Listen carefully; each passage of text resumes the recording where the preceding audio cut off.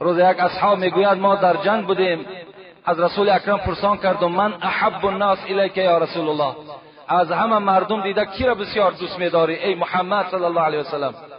میگد به جانب من گشت گفت عایشه را از همه دیده بسیارتر دوست می‌دارم.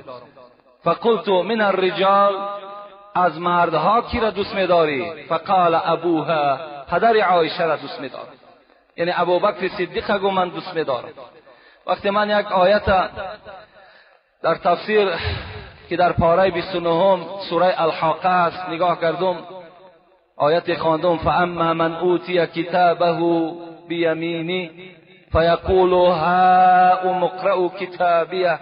وقتی این آیت خواندم خواستم تفسیری را نگاه کنم، قصه ابوبکر در زیر همین آیت یافتم. خداوند در معنای این آیت چی میگوید؟ میگوید وقتی که روز قیامت میشود این نامه اعمالی که ما و شما میگوییم که فرشتگانی که کرامن کاتبین یعلمون ما تفعلون، میدونن آن چیزی که ما میکنیم، دفترهای ما و شما را از گناه و ثواب پر میکنن، اینها روز قیامت در دست ما و شما داده میشوند. خوش به حال اون بنده ای که نامه اعمالی او به دست راست او داده شد. خدا میگوید وقتی که بنده را من نامه اعمالش به دست راستش میتم، همون بنده به دست راست گرفتگی فریاد میزند رفیقاشه بیایید کتاب مرا تماشا کنید، زیرا که این سبب علاکه به دست راست گرفتنی من سبب نجات من است، من اینو در دنیا آگاه شدگی بودم. مفسران میگویند ثعلبی از ابن عباس روایت میکند، میگوید اولین شخصی که در روز قیامت نامه اعمالش به دست راستی او داده میشود این عمر ابن الخطاب است که عمر ابن الخطاب مثل آفتاب میگه در روز قیامت درخشان است.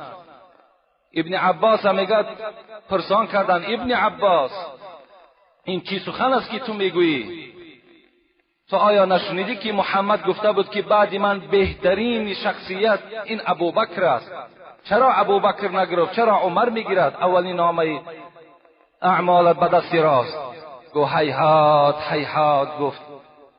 اون زمانی گفت عمر نامه اعمال را به دست راست گرفت، ابوبکر شتابان و خرامان بالای دستهای فرشته ها در داخل و کوچه های جنت دور داده ایستاده است.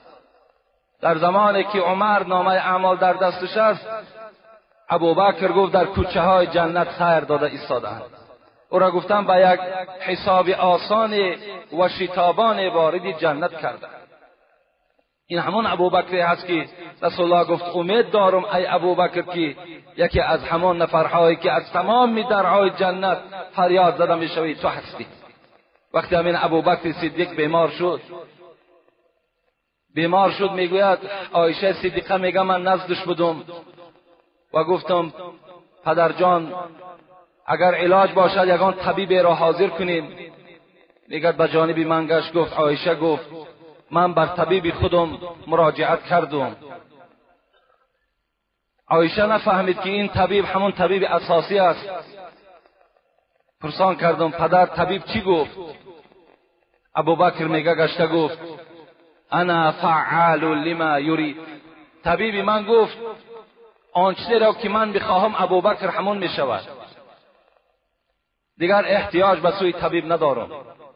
عایشه میگن من حس کردم که این لحظه های آخری پدرم هست و از اون میگه پرسان کردم پدر وقتی از دنیا میگذری تو در خلافت هستی، تو پادشاه هستی، آیا کفن تو را از چی چیز تیار کنیم؟ میگه ابوبکر به سوی من گشت گفت لباس هایی که در بدن من هست دیدی عایشه، با همین لباس ها گفت مرا وارد قبر کنیم، زیرا که این لباس ها گفت عایشه گفت لباسی هست که من از دنبال پیغمبر خدا با این لباس ها نماز خواندگی هستم. این لباس ها هم مثل من گفت عبادت میکردن، گفت اینا هم جمال پیغمبر خدا را گفت دیدگی هستند. از آن لباس نوی که مرا گفت کفن میکنید اون لباس حساب مرده هست، این لباس کهنه هم باشد زنده است. گفت از این خاطر مرا بر همین لباس کهنه خودم گفت لباس های دریدگی خودم گفت وارد قبر کنید. خوش به حال ابوبکر که یکی از نفرهای هست که از تمام دروازه های جنت او را فریاد میزنند. اگر ما و شما هم تنگ زننده این عمل باشیم، خداوند قدرت دارد که ما و شما را هم بچه را من کنین. بچه ها توجه کنین، چیاب نیست، بیمار هستند. خداوند به همه چیز قادر است. اینا کسانی هستند که ما و شما باید عبرت بگیریم. خداوند می تواند بنده را هر گونه بیافرد.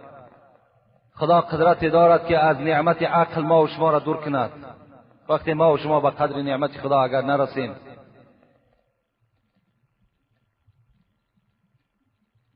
ما و شما می توانیم که از تمام دروازه های جنت ما و شما را صدا کنند، مثل که ابوبکر صدیق صدا می کردند، فریاد می زدند. هر کدام اون خواهشی داشت که ابوبکر در کوچه های ما دور بگرداند. حضرت ابو هریره میگوید نزد رسول اکرم بودم، زمان میگوید یک اعرابی آمد نزد رسول اکرم و پرسان کرد: یا رسول الله، دلنی علی عمل اذا عملته دخلت الجنه. اعرابی بودند، یک کوچمنچه بودند، یک بیابانی بودند، از کوهسار فرآمده بودند. گفتم پیغمبر خدا، چی می شود که مرا بر یک عمل دلالت کنی که اگر وقتی من چنگ زننده همون عمل باشم چیکار کنم؟ داخل جنت شوم. رسول الله گفتند: تعبد الله ولا تشرک به شیئا. اولا بنده خدا، مادامی که تو اگر داخل جنت برای خودت بخوای اختیار کنی چیکار کن؟ باید که تو عبادت خدا را کنی و به خدا شریک نیاری چیزی را. خدا را یکه و یگانه بدانی. خدا را یکه و یگانه بدان. اولین وظیفه‌ای که تو داری ای بنده خدا این است که در ذات خدا کسی را شریک نیار. مثل که امروز دین نصرانی ها دعوا دارند که عیسی فرزند خداست و این تبلیغ های اونها به این مکان خانه های ما و شما آمده رسید. در خانه بعضی از مردها داخل شدیم، انجیل عیسی در خانه او است. از کجا پیدا شد؟ ما را در یک بیمارخانه تبابت کردند و این کتاب برای ما دادند. به هر گونه ما و شما را تبلیغ میکنند و اساس عقیده اینا این است که عیسی بچه خداست. ببین خدا چی میگه؟ شتمنی ابن آدم، فرزند آدم مرا دشنام داد. چگونه دشنام داد؟ خداوند آگاه کرده ایستاده است. فرزند آدم مرا دشنام داد. فاما شتمه ایای فقوله لی ولد فسبحان ان اتخذ صاحبة او ولدا. فرزند آدم اگو معنای دشمانش همین است که میگوید که من فرزند دارم. فسبحانی، قسم به عظمتی که من پدر ندارم، مادر ندارم، فرزند ندارم. ان اتخذ صاحبة او ولدا، من خالی هستم از رفیق و من خالی هستم از فرزند. وقتی انسانی که یک شخصیت یک مخلوق در ذات خدا شریک میکند، خدا میگوید این معنای او را دارد که برای دشنام داده ایستاده است. همین عیسی که امروز مردم نصرانی دعوا میکنن فرزند خدا، سوره مریم شما نظر کنید در قرآن. همین عیسی وقتی تولد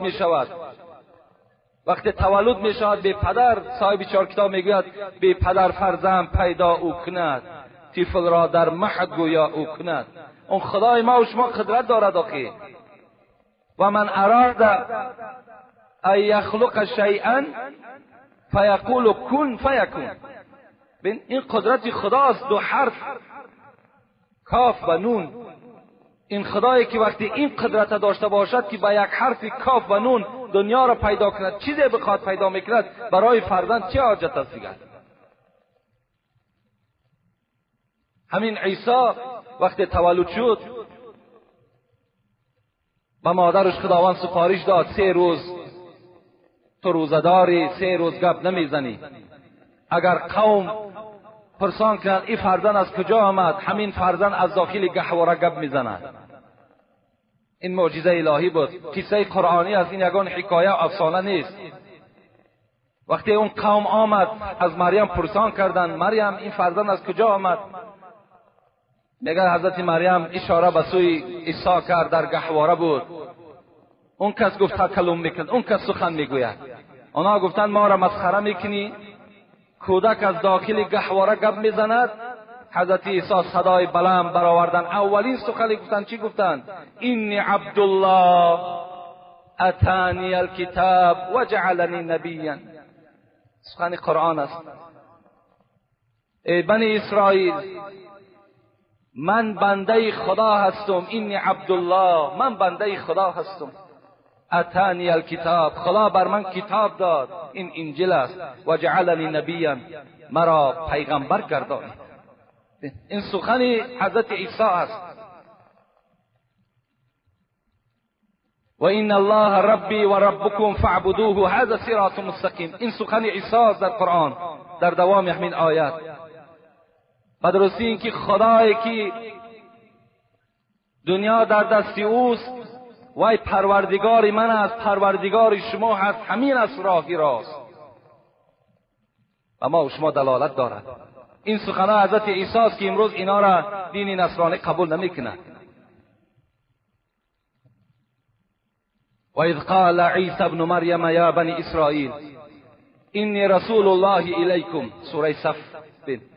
وقتی حضرت عیسی میگه در بین بنی اسرائیل برآمد، چی گفت؟ ای بنی اسرائیل گفت اینی رسول الله الیکم، من پیغمبر شما هستم. در دوام آیات چی گفت؟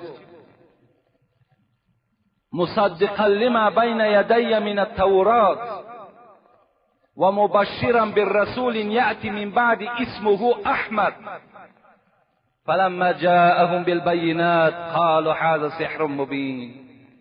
حضرت عیسی وقتی گفت ای بنی اسرائیل گفت تا امروز ما تصدیق کننده تورات موسی بودیم، امروز انجیل آمد، چنگ به انجیل بزنیم. لیکن من شما را به یک پیغمبری که از بعد من میآید بشارت میدهم که نام او احمد است، شما با او پیروی کنید. این قوم بنی اسرائیل چی گفتن؟ عیسی هم گفت سحرگر است، محمد چند سحرگر است گفت. این تصدیق نکردن. اینا سخنهای حضرت عیسی هستند. از این خاطر ما و شما این اسلامی که خیلی و خیلی با یک مشکلات های به دست ما و شما آمده است، بیاین کاری کنیم که اینا به یک مال اندکی که خواه یک ماه و خواه یک ساله خوراک ما و شما می شود، این را نفروشیم.